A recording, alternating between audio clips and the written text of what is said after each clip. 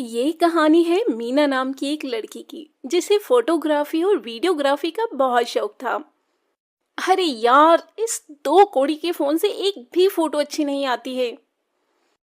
तभी वहां मीना की माँ पल्लवी आती है। अरे बेटा पल्लवी, फोटो ही खींचती रहोगी या खाना भी खाओगी? अरे माँ, मैंने आपसे कितनी बार कहा है कि मुझे एक कैमरा दिलवा दो, लेकिन आप तो मेरी सुनने को ही तैयार नहीं है। बेटा, तेरा एक कैमरा का दाम भी तो 10 कैमरे के बराबर है। अरे माँ, आपकी एक ही तो बेटी है और आप उसे एक कैमरा नहीं दिलवा सकती हो। अगर आप मुझे कैमरा नहीं दिलवाओगी तो मैं खाना भी नहीं खाऊंगी। नाटक बंद कर, तेरी मनपसंद बिरयानी बनाई है मैंने।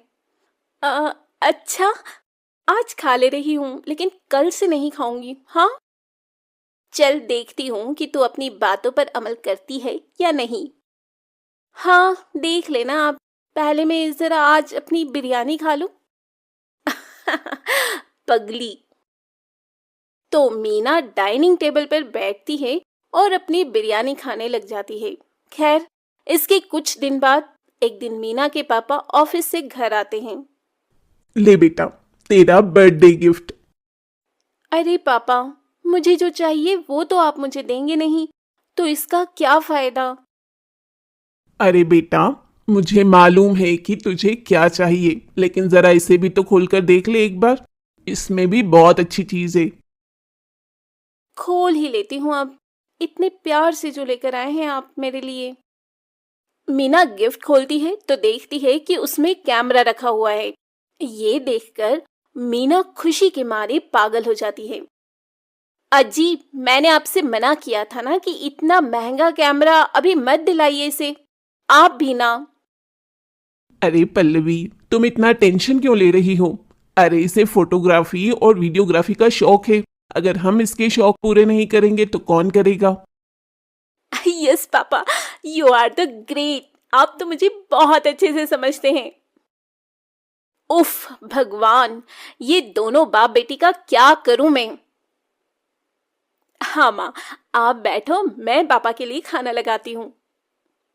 देखा, आपसे कैमरा मिल गया तो खाना भी लगा रही है अब। अरे कोई बात नहीं, अभी इतनी बड़ी बेटी भी नहीं हुई है हमारी, बच्ची ही तो है। हम्म। खैर, अब मीना को अपना पसंदीदा कैमरा मिल चुका था, इसलिए वो अब अच्छे अच्छे स्पॉट पर जाकर फोटोग्राफी करना शुरू कर देती है। कि तभी एक दिन जब मीना किसी खूबसूरत नदी के किनारे फोटोग्राफी कर रही थी, तभी उसके पास एक आदमी मुंह में रुमाल बांधे हुए आता है।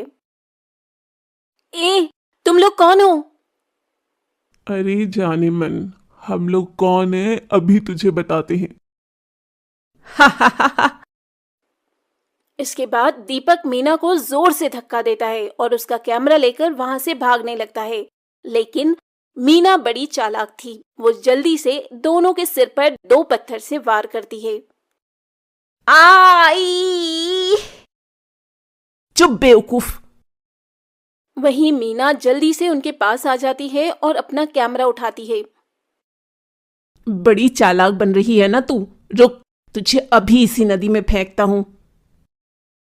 तब दीपक मीना से उसका कैमरा छीनता है और उसे नदी में फेंककर राजेश के साथ फरार हो जाता है।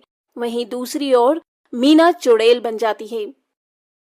एक तो तुम लोगों ने मेरा कैमरा चुराया और ऊपर से मुझे एक चुड़ैल बना दिया। अब मैं तुम लोगों से बदला लूंगी। बदला। वहीं दूसरी ओर मीना के माता पिता उसके लिए बहुत परेशान होते हैं और उसकी मिसिंग कंप्लेंट थाने में लिखवा देते हैं। खैर, चुड़ैल अब राकेश और दीपक के पास जाती है। मेरा कैमरा चुराएगा तू?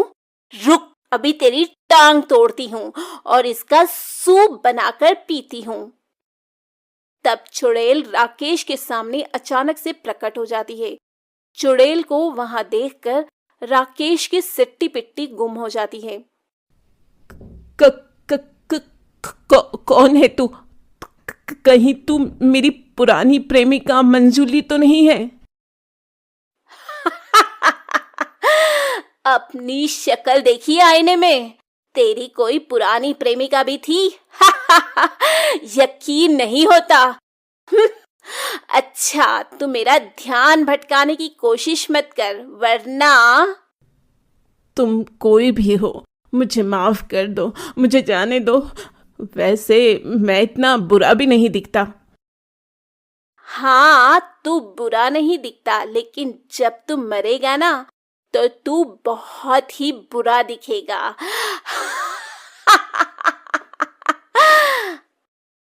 मरेगा मतलब? हाँ, अगर तू मरेगा नहीं तो मैं तेरे हाथ और पैर का सूप बनाकर कैसे पीऊंगी रे? नहीं नहीं, ऐसा मत करना। एक तो मेरा कैमरा चुराता है और मुझे मारता भी है, और ऊपर से बोलता है कि तुझे ना मारूं।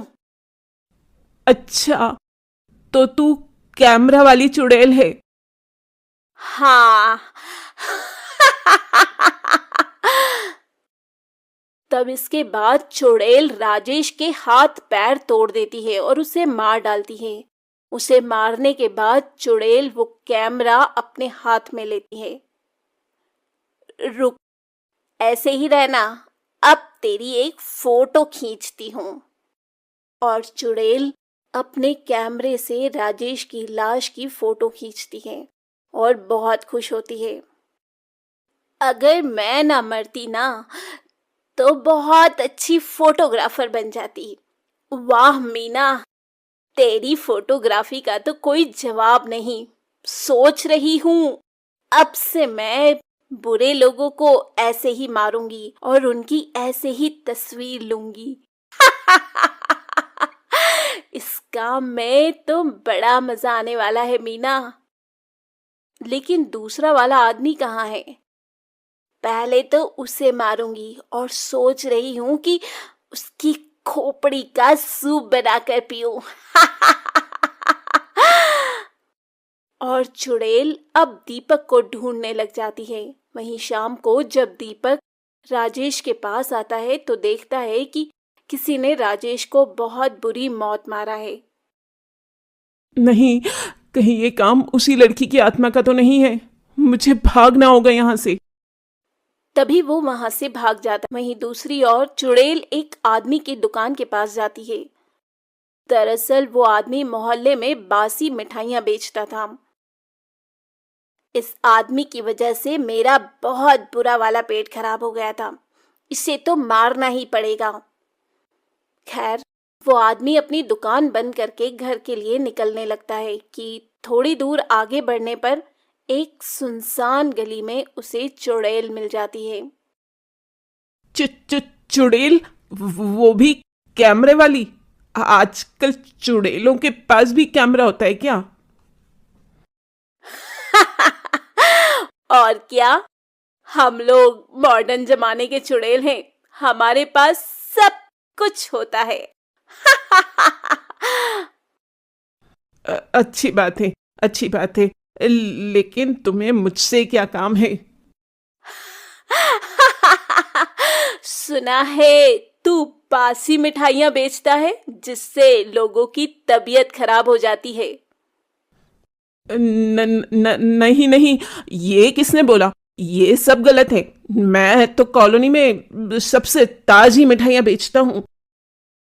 तभी चुड़ैल अपनी शक्ति से उस आदमी की दुकान की मिठाइयां अपने हाथों में प्रकट करती है।